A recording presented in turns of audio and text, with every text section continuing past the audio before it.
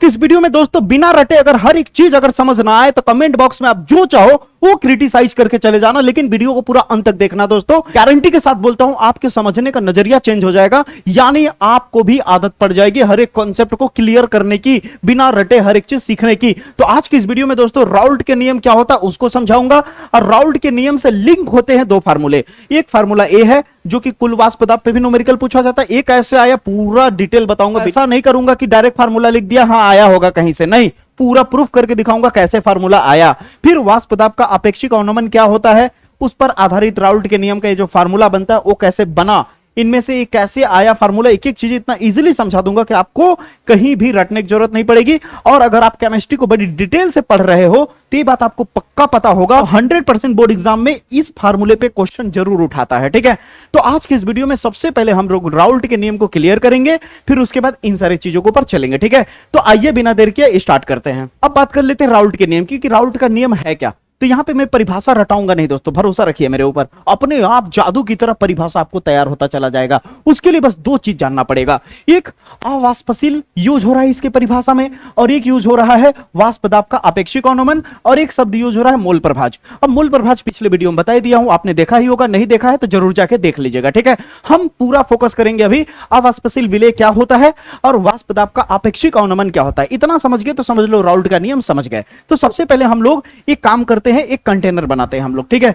एक कंटेनर बनाते हैं, इस कंटेनर में हम मान लीजिए एक हमने कंटेनर लिया भैया, और इस कंटेनर में मान लीजिए ए नाम का कोई पदार्थ डाल दिया, ए नाम का मैंने द्रव डाल दिया, ए नाम का मैंने क्या डाल दिया, द्रव डाल दिया। समझिए, अब ए के अलावा इसमें और कुछ नहीं है। ठीक है, ए के अलावा और कुछ नहीं है, ए नाम का क्या है, द्रव है। अब द्रव कैसा है, ए है, ए के अलावा कुछ और नहीं है, तो कह सकते हैं द्रव कैसा है, शुद्ध द्रव है। द्रव कैसा है बच्चा, शुद्ध है। ठीक है, प्योर है। इतनी बात समझ आई। अब मजे की बात बताता हूं, एक शब्द आता है अवाष्पशील और एक आता है वाष्पशील। तो वाष्पशील क्या होता है अगर समझ गए तो अवाष्पशील अपने आप समझ जाओगे। तो आ जाओ तो नहीं समझ लेते हैं, वाष्पशील क्या होता है, वाष्पशील मान लेते हैं ए नाम का जो द्रव है वाष्पशील है। वाष्पशील का मतलब होता है जी कि अगर किसी चीज को गर्म करो और गर्म करने पर वो भाप बनने लगे, गैस में बदलने लगे, तो इसका मतलब वो जो द्रव है वो वाष्पशील है। और अगर जिस चीज को तुम गर्म कर रहे हो और गर्म करने पे वो भाप में बदल नहीं रहा है तो अवाष्पशील है। जैसे ग्लूकोज, ग्लूकोज कभी भी भाप में नहीं बदलता, कितना भी गर्म कर लो। यूरिया कभी भी भाप में नहीं बदलता, कितना भी गर्म कर लो। नमक कभी भी भाप में नहीं बदलता, कितना भी गर्म कर लो। कहने का मतलब कुछ ऐसी चीजें हैं जो वेपराइज नहीं होती हैं, समझ रहे हो, जो वाष्प में नहीं बदलती, उसे क्या बोलते हैं, अवाष्पशील कहते हैं। समझ आई मेरी बातें। अब देखो मजे की चीज समझना, जैसे मान लो यहां पे ए नाम का मैंने द्रव लिया है, ठीक है, और ये वाष्पशील है। वाष्पशील का मतलब होता है कि गर्म करोगे तो भाप बना लेगा। ठीक है, और इसके पिछले वीडियो में मैंने हेनरी के नियम बहुत डिटेल बताया था कि वाष्प दाब का मतलब क्या होता है और आंशिक वाष्प दाब क्या होता है। बहुत लोग ये नहीं जानते वाष्प दाब आंशिक वाष्प दाब क्या होता है, जरूर देखिएगा जाके। ठीक है, तो सबसे पहले हम लोग इसको गर्म करते हैं। ठीक है, पूरी डिटेल में समझा रहा हूं, ध्यान से समझना। जैसे ही हम गर्म करेंगे तो अंदर में क्या करेगा, ये जो ए नाम का पदार्थ है अंदर में दबाव डालने लगेगा। ठीक है, गर्म किए अंदर में दबाव डाला, गर्म किए अंदर में दबाव डाला, और गर्म किए अंदर में और दबाव डाला, और गर्म किए अंदर में और दबाव डाला। दबाव डालते जाएगा और अंदर का दबाव जब बाहर के वातावरण के दबाव से ज्यादा हो जाए, बाहर का वातावरण का वायुमंडलीय दाब को मान लेते हैं 1 एटीएम है, मान लेते हैं बाहर का दबाव कितना है, 1 एटीएम है, और गर्म करते जाओगे अंदर का दबाव बढ़ता जाएगा, गर्म करते जाओगे अंदर का दबाव बढ़ता जाएगा। जैसे ही इसका दबाव 1 एटीएम से ज्यादा हो गया, यानी बाहर वाले से अंदर वाले का दाब अगर ज्यादा हो गया बाबू, तो वेपराइज हो जाएगा, भाप बना लेगा। अगर ये भाप बना रहा है तो इसका मतलब क्या है, वाष्पशील है। ये क्या है, वाष्पशील है। समझ आई मेरी बातें। अब मेरी बात सुनो जरा, समझना कि वाष्प में बदलने के लिए क्या कर रहा था, अंदर बार बार दबाव डाल रहा था। तो अंदर क्या डाल रहा था बच्चों, दाब लगा रहा था। क्या करने के लिए, वाष्प में बदलने के लिए। तो अंदर में जो दबाव लगाया वाष्प में बदलने के लिए, उसे ही कहा जाता है वाष्प दाब, उसे ही कहा जाता है वाष्प दाब। इसे इंडिकेट किया जाता है पी से। किससे इंडिकेट किया जाता है, पी से। अब यहां पे देखो शुद्ध है या इसमें और लोग भी मिले हुए हैं, अकेला है या कई लोग मिले हुए हैं, तो कहोगे अकेला है बाबू। अकेला है तो अकेला के लिए रिप्रेजेंट करने के लिए केमिस्ट्री में ऊपर में नोड लगा दिया जाता है। क्या लगा दिया जाता है, नोड। अब नोड का मतलब यह है, नोड का मतलब यह है कि यहां पे शुद्धता है, ए के अलावा कोई और नहीं है। ठीक है भैया, यहां तक समझ आ गया। कोई दिक्कत? कोई दिक्कत नहीं। मान लेते हैं थोड़ी देर के लिए कि ये जो दबाव लगा करके बाहर निकला, मान लेते हैं दाब अंदर का कितना था? 100 था। थोड़ी देर समझने की कोशिश करो। मान लो अंदर का दबाव कितना है, इसका वैल्यू कितना है? 100 है। ये काल्पनिक वैल्यू है, तुम्हें कुछ समझाना चाहूंगा आगे जाकर के। वाष्प दाब का आपेक्षिक अवनमन और वाष्प दाब का अवनमन क्या होता है चुटकियों में समझोगे और दूसरे को सिखा दोगे, मैं चैलेंज करता हूं। अब देखो यहां तक समझ गए ना, यहां तक क्लियर हुआ ना, आगे देखना कितना इजी लगेगा। अब मान लो इसी में, मान लो भैया इसी में बाहर से कुछ हम मिला देते हैं। ये जो है इसी में हम क्या कर रहे हैं भैया, बाहर से कुछ मिलाने वाले हैं। ये जो आपका कंटेनर है, कंटेनर में क्या था? ए नाम का शुद्ध पदार्थ था। ए नाम का भैया क्या था? शुद्ध पदार्थ था। अब इस ए नाम के शुद्ध पदार्थ में अगर बाहर से कुछ हम मिला दें तो क्या ये शुद्ध रह जाएगा? अगर हम बाहर से कुछ मिला दें, बी नाम के पदार्थ को मिला देते हैं, जगह जगह पे क्या हो गया? बी जाके इस तरह से मिल गया। जगह जगह पे क्या मिल गया? बी जाकर के मिल गया। अब किसी ने पूछा बी कैसा है? अच्छा एक बात बताइए, जब दो लोग मिल गए तो क्या शुद्ध रहेगा? नहीं ना। दो लोगों को मिलने के बाद क्या बनता? विलयन बन जाता है। समझ रहे हो ना? मिश्रण बन गया, दो लोगों का मिश्रण हो गया, तो इसका मतलब ये शुद्ध नहीं रह गया, शुद्ध नहीं रह गया। ठीक है। अब मैंने जो बाहर से मिलाया, मैं कह रहा हूं बाहर देखो, जो ज्यादा मात्रा में कौन है? बी ज्यादा लग रहा है या ए? तो ए ज्यादा लग रहा है, तो जो ज्यादा होता है उसे विलायक कहते हैं, विलायक। ठीक है। और जो कम होता है उसे बोलते हैं नलायक। नहीं, नलायक नहीं रे बाबा, विले, विले कहते हैं, सल्यूट कहते हैं। और विले मैंने कैसा लिया है इस बार? वाष्पशील। अभी देखना ना, परिभाषा बनते जाएगा, तुम हैरान हो जाओगे कि राउल्ट का नियम इतने इजी तरीके से सीखा जा सकता है क्या। तुम याद रखोगे इस वीडियो को हमेशा। ठीक है। अब देखो मैंने क्या किया, विलय मिला दिया। और कैसा है? अवाष्प है। अवाष्प का मतलब होता है कि कितना भी गर्म कर लो, बी वाला जो है, बी वाला क्या है? अवाष्प है। अवाष्प का मतलब है वाष्प में नहीं बदलेगा, केवल ए बदलेगा। तो बी क्या कर रहा है? वाष्प में नहीं बदलेगा। लेकिन एक चीज नोटिस करो, फिर भी तो बी जगह जगह पे जाके इकट्ठा हो गया। तो अब क्या करेगा बी? जब तुम गर्म करोगे तो गर्म करने पे होगा क्या कि गर्म कर रहे हो, बी क्या कर रहा है? वाष्प में नहीं बदलेगा, ए तो बदलेगा। लेकिन दिक्कत की बात यह है, पहले केवल ए था, आराम से निकल जाता था। लेकिन अब जगह जगह बी आ गया। बी वाष्प में बदल भी नहीं रहा है, बी जो है वाष्प में बदल भी नहीं रहा है, लेकिन क्या कर रहा है? ए को ऊपर जाने से रोक रहा है। ए को ऊपर जाने से क्या कर रहा है? रोक रहा है। ए को ऊपर जाने से रोक रहा है। यानी जैसे मोदी जी का डायलॉग है ना, न खाऊंगा मित्रों न खाने दूंगा, न खाऊंगा न खाने दूंगा। उसी तरह बी वाला कहेगा, न मैं वाष्प में बदलूंगा न अगल बगल वाले को बदलने दूंगा, बदलेगा तो रोकूंगा। समझ रहे हो? तो क्या होता है कि जब किसी भी चीज को मिला देते हो, किसी भी चीज को जब मिला देते हो, तो अब उस जो वाष्पशील वाला पदार्थ था ए वाला, अब उसको क्या होगा? वाष्प में बदलने के लिए, वाष्प में बदलने के लिए दोस्त ज्यादा टेम्परेचर चाहिए। क्या चाहिए? ज्यादा टेम्परेचर चाहिए। अगर टेम्परेचर ज्यादा हुआ तो अंदर का ये जो दाब है ए वाले का केवल है। अब ध्यान से समझना, यहां पे बी तो वाष्प बना नहीं पा रहा है, बी तो वाष्प बना नहीं पा रहा है, तो ए वाले का जो वाष्प दाब है, अब ए वाले का जो दाब है वो दो लोगों के मिश्रण है। भलाई बी वाला नहीं बन रहा है, लेकिन है तो दो लोग ना, इसलिए इस वाष्प दाब को बोलेंगे विलयन का वाष्प दाब, या फिर आंशिक दाब भी कह सकते हो। ठीक है। और इसे बोला जाएगा पी, नीचे लगा देंगे यस। ठीक है। अब मजे की बात बताता हूं कि शुद्धता वाले का जो वाष्प दाब होता है उससे बहुत कम हो जाता है इसका दाब। फिर से रिपीट कर रहा हूं, इसका जो दाब होता है उससे ए वाला दाब बहुत कम हो जाता है। अगर ये 100 है तो हो सकता है मिलाने के बाद इसका दाब कितना हो गया हो? 80 हो गया हो। कितना हो गया हो? 80 मान लो यार, क्या जाता है मानने में। ठीक है। मिलाने के बाद क्या हो गया हो? इसका आंशिक दाब क्या हो गया? 80 हो गया। ठीक है। पहले ए जब अकेला था तो क्या था? इसका दाब इतना था। जब कई लोग हो गए तो इसका दाब क्या हो गया? इतना हो गया। ठीक है। इतनी बात समझ आ गई? अगर इतनी बात समझ आ गई तो आपके मन में एक सवाल चल रहा होगा कि सर वाष्प दाब का अवनमन क्या होता है? बुक में लिखा होता है वाष्प दाब का अवनमन क्या होता है, तो ज्यादा कुछ नहीं रे बबुआ। जब तुम शुद्ध वाले को गर्म कर रहे थे तो उस दौरान इसका जो वाष्प दाब था कितना था? 100। ज्यादा था ना। अब ज्यादा में से कम वाले को घटा दे रे बच्चा, मिलाने के बाद वाष्प दाब कितना रह गया? इस ए वाले का वाष्प दाब कितना रह गया? घट करके 80 रह गया। घट करके क्या रह गया? 80। यानी देखा जाए तो जब मैं बाहर से किसी भी चीज को मिला रहा हूं तो आगे चल करके ये जो पहले जितना था इसका दाब वो क्या हो गया, आगे चल करके घट गया। तो जब पहले जितना दाब था, किसी चीज को मिलाने के बाद आगे जाके दाब अगर घट जा रहा है तो घटने की प्रक्रिया को अवनमन कहते हैं। घटने को क्या बोला जाता है, अवनमन। और बढ़ने को क्या कहा जाता है, उन्नयन। बढ़ने को उन्नयन और घटने को अवनमन। समझ आई मेरी बातें? तो क्या हुआ भैया कि ज्यादा में से कम को घटा दिया जाए तो जो मुझे मिलेगा ना, जो मुझे आंसर मिलेगा ना भैया, उसी को बोला जाता है वाष्प दाब का अवनमन। ये जो 20 है ये वाष्प दाब का अवनमन है। इसके बीच का गैप, गैप का मतलब होता है पहले मिलाने से पहले इसका दाब कितना था और मिलाने के बाद कितना हुआ। तो मिलाने के बाद थोड़ा कम हो जाता है, तो पहले जितना था उस कम वाले को घटा दो, जितना बचेगा वो वाष्प दाब का अवनमन। लिख के दे सकता हूं स्टाम्प पेपर पे कि भूलोगे ही नहीं, कतई भूल ही नहीं सकते। ठीक है, तो तुम्हें क्या करना होगा, ज्यादा वाले में से यानी पी नोड वाले में से पी एस को अगर घटा दें, यही की हो ना, 100 क्या है पी नोड, पी एस क्या है 80। अब समझ है एक काल्पनिक वैल्यू क्यों लिखा था, ताकि तुम्हें फील करा सकूं। यही चीज होता है सीबीएसई में, बड़े बड़े कोर्सेस में। सीबीएसई वाले ज्यादातर अगर नोटिस करो जेई नीट क्यों क्रैक कर लेते हैं, क्योंकि वो किसी भी चीज को रटते नहीं है।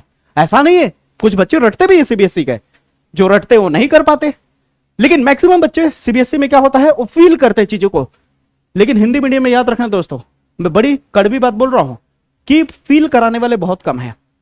और अगर इस तरह की वीडियो मिल रही है तो प्लीज हाथ जोड़ के निवेदन है, ऐसी चीजों को मिस मत करो, ऐसी चीजों को इग्नोर मत करो, सपोर्ट करो भरपूर के, सपोर्ट करो भरपूर।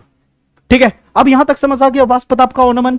अब राउल्ट के नियम में की परिभाषा में देखे थे ना, वाष्प दाब का आपेक्षिक अवनमन पूछा था। अब वाष्प दाब का आपेक्षिक अवनमन क्या होता है जानो। वाष्प दाब का आपेक्षिक अवनमन क्या होता है, अभी देखना फार्मूला बन जाएगा। आपेक्षिक अवनमन कुछ नहीं है, ये जो वाष्प दाब का अवनमन है ना, P naught minus P S, इसी का डिवाइड अगर कर दिया जाए इस शुद्ध वाले वाष्प दाब से, तो जो मिलेगा इसे ही बोला जाता है वाष्प दाब का आपेक्षिक अवनमन। अब ये जो वाष्प दाब का आपेक्षिक अवनमन प्राप्त हुआ है ना भैया, ये वाष्प दाब का आपेक्षिक अवनमन जो प्राप्त हुआ है ना भैया, ये जो विलेय मिलाए थे ना विलेय, इसके मोल प्रभाज के, किसके, विलेय के, इसके मोल प्रभाज के बराबर। यानी इस बी वाले का अगर मोल प्रभाज निकाला जाए, अब देखो ये मत कहना कि मोल प्रभाज क्या होता है सर, पिछले वाले वीडियो में प्लीज बताया हूं, जाके प्लीज देख लेना। ठीक है, ठीक है, मोल प्रभाज क्या होता है कि जिसका तुम मोल प्रभाज निकाल रहे हो, बी वाले का अगर मोल प्रभाज निकालोगे तो बी वाले के मोलों की संख्या ऊपर और बाकी दोनों के मोलों की संख्या जोड़ दो नीचे में। कुछ याद आया, बता चुका हूं ना। तो क्या है कि राउल्ट का नियम क्या कहता है कि राउल्ट के नियम के अनुसार किसी विलायक में अवाष्पशील विलेय, किसी विलायक में, ये हो गया विलायक। अब किसी विलायक में मैंने क्या किया, देखो जो चीज मैंने किया वही परिभाषा बन रहा है। विलायक में मैंने क्या किया, अवाष्पशील विलेय मिलाया, मिलाया कि नहीं। अवाष्पशील विलेय मिलाने पर, अवाष्पशील विलेय मिलाने पर क्या हुआ, प्राप्त विलयन, मिलाने पर विलयन बन गया। प्राप्त विलयन का वाष्प दाब का जो आपेक्षिक अवनमन होगा, प्राप्त विलयन का वाष्प दाब का जो आपेक्षिक अवनमन होगा, इस विलेय के मोल प्रभाज के, इस विलेय के मोल प्रभाज के बराबर होगा, इस विलेय के मोल प्रभाज के बराबर होगा। इसे ही राउल्ट का नियम कहते हैं। यानी साफ शब्दों में कहूं तो तुम ये कह सकते हो, कलर चेंज कर दे रहा हूं ताकि ध्यान रहे। ठीक है, ये कहते सकते हो साफ साफ शब्दों में कि जो वाष्प दाब का आपेक्षिक अवनमन है वो किसके, विलेय पदार्थ के मोल प्रभाज एक्स भी लिख देते हैं। ठीक ना, कि क्या है, बराबर है। ये क्या है भैया, ये आपका वाष्प दाब का आपेक्षिक अवनमन। ये क्या है, वाष्प दाब का आपेक्षिक अवनमन, ऊपर लिख दिया हूं। चाहो तो इस वर्ड को हटा के हिंदी में भी लिख सकते हो यहां पे। ठीक है, अब देखो फार्मूला बनाते हैं। ये हो गया P note minus P S, ये हो गया पी नोट बराबर एक्स बी, लिख सकते हैं। अब एक सवाल पूछना चाहूंगा, ज्यादा मात्रा में कौन होता है, विलायक या विलेय। तो ज्यादा मात्रा में हमेशा विलायक होता है, तो जो ज्यादा मात्रा में उसके मोलों की संख्या को कैपिटल एन से लिख देते हैं, ज्यादा है तो कैपिटल, और जो कम मात्रा में है उसके मोलों की संख्या को स्मॉल एन से लिख देते हैं। चलेगा। तो बताइए अब बी वाले का मोल प्रभाज क्या होगा, पहले जिसका मोल प्रभाज निकालते हैं उसके मोलों को ऊपर और बाकी दोनों को जोड़ दिया जाता है। हाँ या ना, हाँ या ना, हाँ या ना, हाँ या ना। तो यहां पे क्या हो जाएगा, P naught minus P S बटा पी नोड, तो यहां पे क्या लिख सकते हैं, N, N plus capital N लिखा जा सकता है। अब यहां पे ये जो स्मॉल एन में कैपिटल एन जोड़ रहे हैं, तो हम बता देते हैं कि जो स्मॉल एन है, बिकॉज करके स्मॉल एन जो है वो कैपिटल एन से क्या है, बहुत छोटा है। स्मॉल एन मान लेते हैं, कैपिटल एन से क्या है, बहुत छोटा है। तो क्या आप इसे तब ऐसे लिख सकते हो, P note minus P S बटे पी नोट। देख लो, प्रूफ करा दिया। बहुत कम लोग मिलेंगे, कम लोग जो प्रूफ कराएंगे, समझ रहे हो ना, बहुत कम लोग मिलेंगे। जेई नीट जैसे लेवल की तैयारी करोगे तब जाके प्रूफ वाली चीजें मिलेंगी, समझ रहे हो। जो दे रहा हूं बहुत अच्छे लेवल की चीजें दे रहा हूं, तुम कोर्स जो परचेस करके जो पढ़ रहे हैं ना, उनसे तुम बीट करा के देख लेना, जीतेगा मेरा ही कंटेंट, ठीक है। अब देखो यन बचा क्या, यन। अब ये जो स्मॉल यन है बहुत छोटा मान के चल रहे हैं, तो कैपिटल यन से जोड़े या ना जोड़े कोई फर्क नहीं पड़ता, तो इतना भी लिख सकते हो। तो ये भी एक फार्मूला है, ठीक है। अब इसको मैं द्रव्यमान के रूप में लिख के दिखाता हूं, ठीक है। अब इसको द्रव्यमान के रूप में, तो मैं अगर शुरू से मेरे विलियन वाले चैप्टर को पढ़ रहे हो तो मैंने क्या बोला था कि जो ज्यादा मात्रा में है उसके द्रव्यमान को हम कैपिटल डब्ल्यू से, और जो कम मात्रा में है उसके द्रव्यमान को हम स्मॉल डब्ल्यू से लिखेंगे। बताया था या नहीं, बोला था या नहीं, बोला था या नहीं, बोला था ना। तो जरा बताओ यहां पे क्या है, पी नोड, कलर चेंज कर देते हैं, बस खत्म हो गया, बस एक लाइन और था, खत्म। P naught minus P S बटा पी नोड, यही है ना, बराबर। अब यन क्या है, यन क्या है, मोलों की संख्या है। हेलो, यन क्या है, मोलों की संख्या। मोलों की संख्या क्या होता है, द्रव्यमान बटे आणविक द्रव्यमान। कैपिटल यन लिखूंगा मोलों की संख्या, तो द्रव्यमान यानी कैपिटल डब्ल्यू वाला, और आणविक द्रव्यमान यानी कैपिटल एम, ठीक है, यही लिखूंगा। तो यहां पे मैं चाहूं तो यन की जगह पे क्या लिख सकता हूं, इतना लिख सकता हूं, और कैपिटल यन की जगह पे विलायक का द्रव्यमान बटे विलायक का आणविक द्रव्यमान। क्लियर हुआ। अब इतनी तो मैथमेटिक्स बाबू आपको आता ही होगा, लिख के दे सकता हूं मैं कि आप क्या करोगे, इसको ऐसे और नीचे वाले को पलट दोगे तो क्या हो जाएगा, कैपिटल एम ऊपर हो जाएगा और डब्ल्यू नीचे हो जाएगा। हाँ या ना, हाँ या ना, क्लियर हुआ। ये हो गया आपका प्रूफ। अब बताइए ईमानदारी से, क्लियर हुआ, कोई दिक्कत हो तो बताइए। लीजिए, राउल्ट का नियम भी क्लियर कर दिया।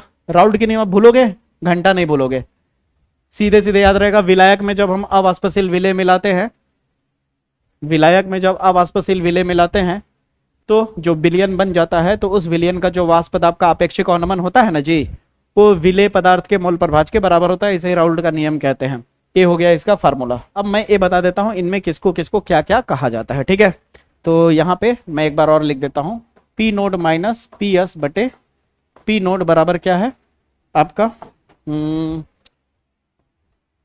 स्मॉल डब्ल्यू बाई एम, और यहाँ पे क्या है, एम बाई कैपिटल डब्ल्यू, यही है ना। तो आपको बता दूं पी नोड क्या है, जब इसमें कुछ नहीं मिलाया गया था तो उस समय शुद्ध था ना, तो कह सकते हो शुद्ध द्रव का वाष्प दाब। पी एस अगर कोई पूछे तो कह सकते हो विलयन का वाष्प दाब। अब एक और मजे की चीज जान लो, स्मॉल डब्ल्यू हमेशा विलेय का द्रव्यमान, कैपिटल डब्ल्यू हमेशा विलायक का द्रव्यमान, और स्मॉल डब्ल्यू का जोड़ा कौन है, स्मॉल एम। तो स्मॉल एम क्या होगा, अणु भार। अणु भार किसका, विलेय का। और जो कैपिटल एम है वो क्या होगा, ये भी अणु भार है। अणु भार किसका, विलायक का। अब बताओ यहां तक समझ आया। ज्यादातर सवाल आपका बोर्ड एग्जाम में यही निकालने को बोलता है, विलेय का अणु भार। समझ आई मेरी बातें। अब एक फार्मूला और लिखा था मैंने, याद है आपको, पी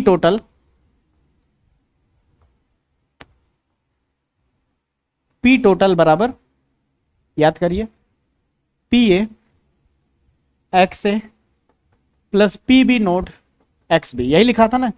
ये कैसे आया, मैं यहां पे हल्का सा 2 मिनट मुझे दीजिए, क्लियर कर देता हूं, ठीक है। देखिए मैंने बताया कि जब अकेला रहता है कोई भी चीज, मान लीजिए ए नाम का कोई पदार्थ है, अकेला है तो शुद्ध है, हाँ या ना। तो यहां से जो वाष्प दाब निकलेगा किसका निकलेगा, ए वाले का निकलेगा, हाँ या ना, ए वाले का वाष्प दाब, ठीक है। लेकिन जरा सोच के देखिए, इसमें ए के साथ साथ बी भी मिला दिया जाए, क्या मिला दिया जाए, बी भी, तो अब ए के साथ किसका वाष्प दाब निकलेगा, बी का भी निकलेगा। किसका वाष्प दाब निकलेगा, बी वाले का भी निकलेगा। लेकिन कब, दोनों के वाष्प दाब कब निकलेंगे, जब दोनों वाष्पशील होंगे। दोनों वाष्पशील, एक नहीं, दोनों वाष्पशील जब होंगे तो इसका भी वाष्प दाब, इसका भी वाष्प दाब, तो टोटल दाब कितना हो जाएगा, कुल वाष्प दाब, सॉरी वाष्प दाब पी टोटल बराबर कितना हो जाएगा, P A plus P B होगा, हाँ या ना। अब हेनरी का नियम क्या कहता है, हेनरी का नियम कहता है कि जो ए वाले का वाष्प दाब है ना, ए वाले का, ये समानुपाती है किसके, मोल प्रभाज किसके, ए वाले के, और जो बी वाले का वाष्प दाब है वो समानुपाती है किसके, बी वाले के मोल प्रभाज के। ठीक है, अब जैसे इसे ओपन करोगे भैया, ध्यान से सुनना, मैं आपको कहां पे दिखा दूं, इसको यहां दिखा देता हूं, ठीक ना। पी ए समानुपाती क्या है, एक्स ए है ना, तो पी ए बराबर, जब ये समानुपाती हटेगा तो एक कांस्टेंट आ जाएगा और उस कांस्टेंट को बोलेंगे पी ए नोड बोलेंगे, और यहां लग जाएगा एक्स ए। समझ आए मेरी बातें, तो इतना मिला, यानी आप चाहो तो पी ए हटा करके यहाँ पे पी टोटल जो है, ए पी ए हटा करके क्या लिख सकते हो, P A naught X A, plus उसी तरह पी बी हटा क्या लिख सकते हो, P B naught X B. अब बताओ कुल वाष्प दाब का कैसे फार्मूला निकला, समझ आया। अब यहां तक क्लियर हो ना। आपको एक मास्टर प्लान बताता हूं, अगर आपको बेहतर परफॉर्म करना है तो उसके लिए क्या चाहिए, आपको टॉपर नोट्स चाहिए, पीडीएफ चाहिए, बहुत सारी चीजें चाहिए तैयारी के लिए। तो उसके लिए मैंने क्या कर दिया है, एक व्हाट्सएप चैनल क्रिएट कर दिया है 2027 के बच्चों के लिए। ठीक है, तो जैसे ही इसके कमेंट बॉक्स में जाओगे तो उस व्हाट्सएप चैनल का लिंक दिख जाएगा, या फिर यहाँ पे आपको बारकोड भी दिख रहा है व्हाट्सएप चैनल का, उसे स्कैन कर करके जुड़ सकते हो, या फिर लिंक पे क्लिक करके व्हाट्सएप चैनल पे जुड़ सकते हो, पूरा इंफॉर्मेशन वहां मिलेगा। अगर ज्यादा से ज्यादा बच्चे उस व्हाट्सएप चैनल पे जुड़ते हो और आप लोग कहोगे तो आप लोगों के लिए रेगुलर लाइव क्लास भी आना शुरू हो जाएगा, रिकॉर्डेड वीडियो के साथ साथ लाइव क्लास भी लाना शुरू कर दूंगा। ठीक है, और बहुत ही जल्द एक बहुत बड़ी खुशखबरी आने वाली, एक ऐसी सरप्राइज देने वाला हूं कि आपका दिल खुश हो जाएगा। ऐसे टॉपर नोट्स आपको देने वाला हूं, प्रोवाइड करने वाला हूं कि आप देख के हैरान हो जाओगे दोस्तों। तो इस वीडियो को अब यहीं पे अंत करेंगे दोस्तों, क्योंकि इसका लेंथ ज्यादा हो जाएगा। ठीक है, इसका न्यूमेरिकल अगले पार्ट में करा दूंगा। ठीक है दोस्तों, या फिर इसका जो पूरा एक चैप्टर का ही पूरा वन शॉट जो न्यूमेरिकल आएगा उसमें इंक्लूड कर दूंगा। ठीक है, तो मुलाकात करेंगे अगले वीडियो में, तब तक के लिए जय हिंद जय भारत।